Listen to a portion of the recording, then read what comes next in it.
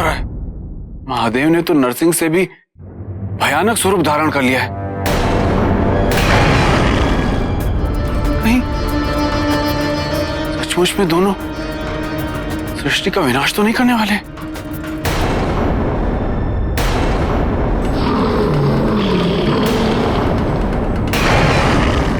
यदि इन दोनों में युद्ध हुआ तो परिणाम प्रलय से कम नहीं होगा।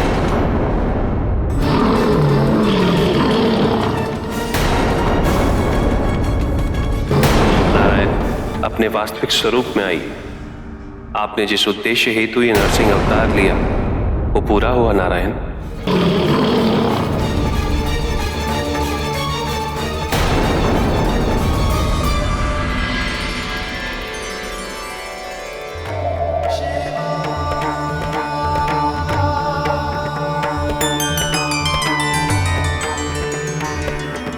महादेव, आपके शरभ अवतार ने संसार को विनाश से बचाया है। आज से आपको सर्वेश्वर के रूप में भी पूजा जाएगा।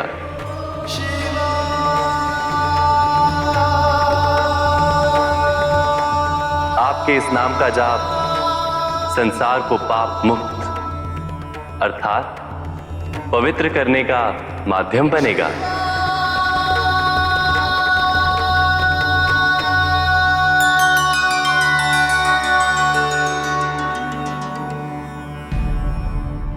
और ये कथा थी भगवान विष्णु के नरसिंह अवतार। बहुत सुंदर थी ये कथा।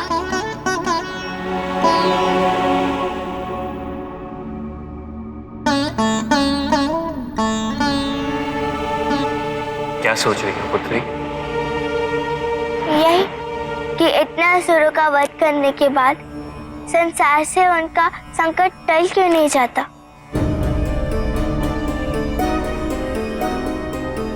क्यों नहीं वो सबसे मिलजुल के प्रेम भाव से, क्यों नहीं जीवन शांति से व्यतीत करते?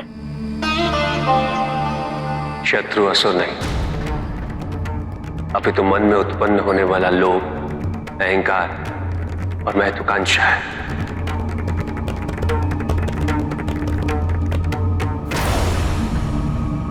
जो भी इन तीन भावों के अधीन हुआ है वो असुर है। जब तक ये तीनों अवगुण इस संसार में रहेंगे, संसार पे कोई ना कोई संकट मंडराता रहेगा।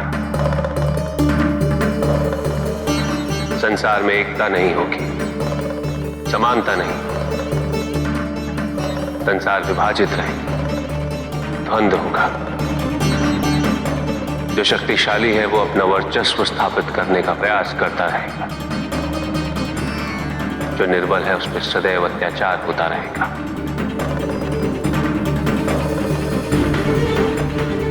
फिर कोई शक्तियों को अर्जित कर भ्रमित होगा, स्वयं को ईश्वर समझेगा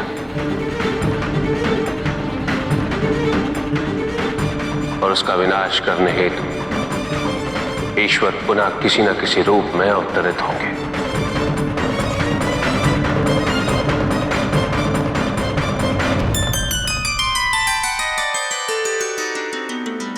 ओम नमः शिवाय। ओम नमः शिवाय। ओम नमः शिवाय। पुत्र कार्तिकेय, कार्तिकेय,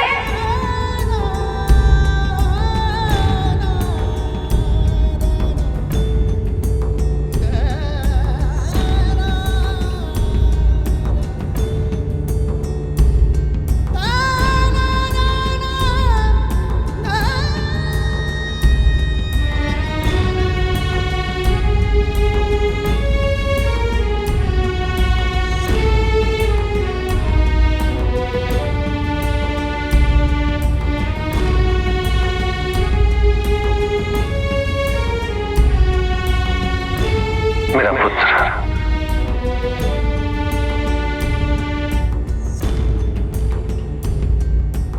एक पिता होने के नाते मैं तुम्हें अपना आशीर्वाद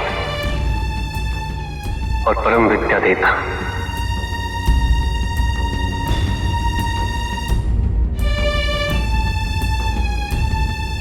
और युद्ध में सफल होने हेतु तुम्हें यह अस्त्र प्रदान करता।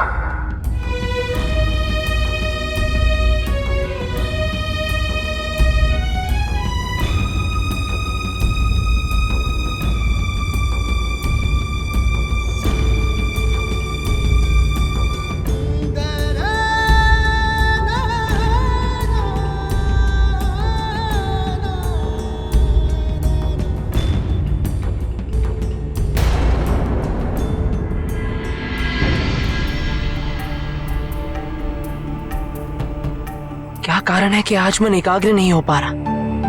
हाँ सेनापति,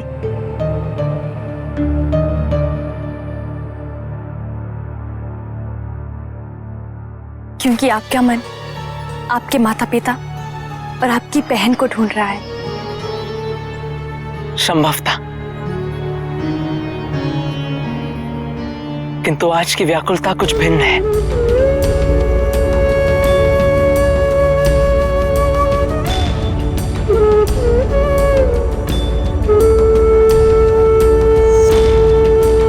आज सहसा मुझे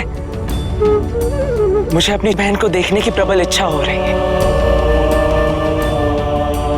इतने वर्ष हो गए और अब तक तो कितनी बड़ी हो गई होगी।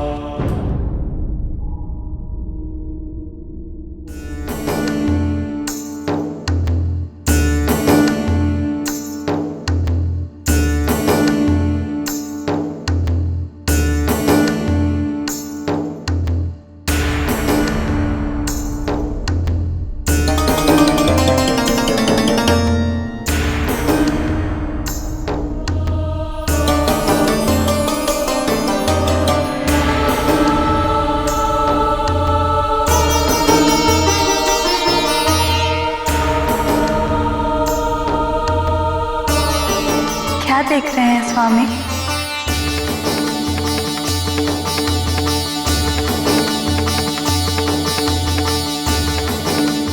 अपनी पुत्री को।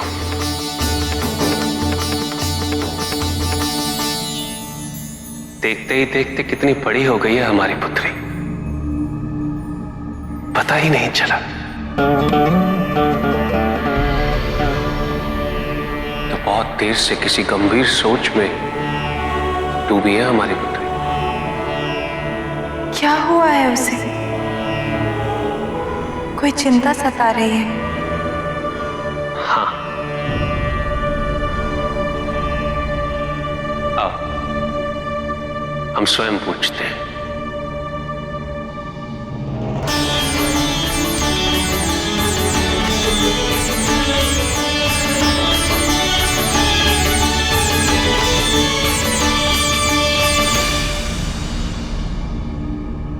पुत्री,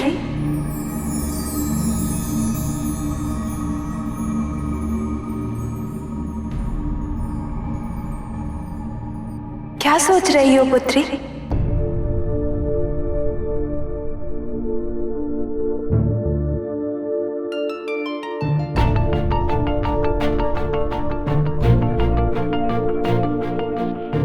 आपसे, पिताजी से आज तक जो भी हमने कथा सुनी,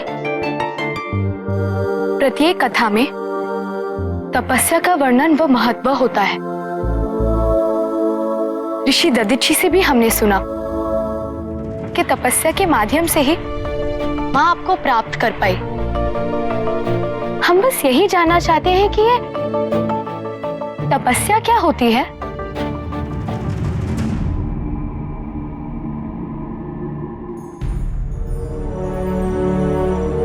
महादेव, माता, कैलाश, नंदी और देवगण, इन सब की स्मृतियां तो आप अपने साथ लेकर आए थे, किंतु आप अपनी बहन से अभी तक नहीं मिले और ना ही उन्हें देखा है। केवल आपके मन में एक छवि है उनकी, एक कल्पना कि वो कैसी दिखती होंगी। इसीलिए ये व्याकुलता। नहीं देवी, मुझे ऐसा आभास हो रहा है कि वो भी मुझे मिलने के लिए उतनी ही व्यग्र है जितना कि मैं हूं, और यही कारण है कि मेरा ध्यान बार बार टूट रहा है।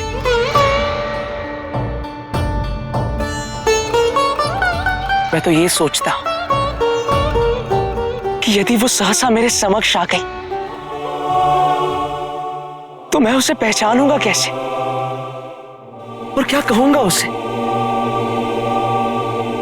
मैं तो ये भी नहीं जानता कि अपनी छोटी बहन से लाड़ कैसे किया जाता है। जब आपकी बहन आपके समक्ष आएंगी तो आपको सोचना नहीं पड़ेगा। आपका हृदय स्वयं आपके स्नेह की अभिव्यक्ति का माध्यम ढूंढ लेगा और आपके शब्द स्वतः जीवा पर आ जाएंगे। सेनापति, देवराज इंद्र पधारे हैं, आपसे मिलने की अनुमति चाहते हैं। देवराज इंद्र? देवराज आपसे क्यों मिलने आए हैं? वो आपको शीघ्र ही पता चल जाएगा देवी।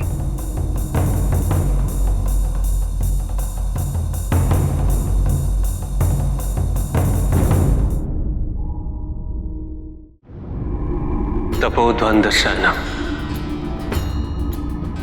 किसी भी निश्चित ध्येय हेतु शरीर को तपाने की प्रक्रिया। शरीर को तपाने की? अग्नि से? नहीं पुत्री, अग्नि से नहीं, अपितु सब कुछ त्याग के, कठिन से कठिन परिस्थिति को सहर्ष अपना के, कष्ट से सह के। किंतु उसके लिए सुख को त्यागने की, कठिनाइयों को अपनाने की, कष्ट सहने की आवश्यकता क्यों? आवश्यकता है पुत्री। जिस प्रकार अग्नि से तप करके सब कुछ पवित्र हो जाता है, उसी प्रकार तपस्या रूपी अग्नि से पाप मिटते, पुण्य अर्जित होता है, शरीर व मन पवित्र होता है।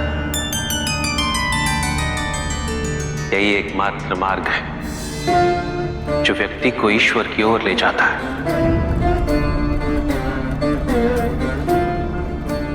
वरदान दिलाता है। कुछ व्यक्ति इसके लोभ में इसका दुरुपयोग अवश्य करते हैं, किंतु कुछ इसे आध्यात्मिक ज्ञानोदय व विकास का माध्यम बना के अपना जीवन सिद्ध करते हैं।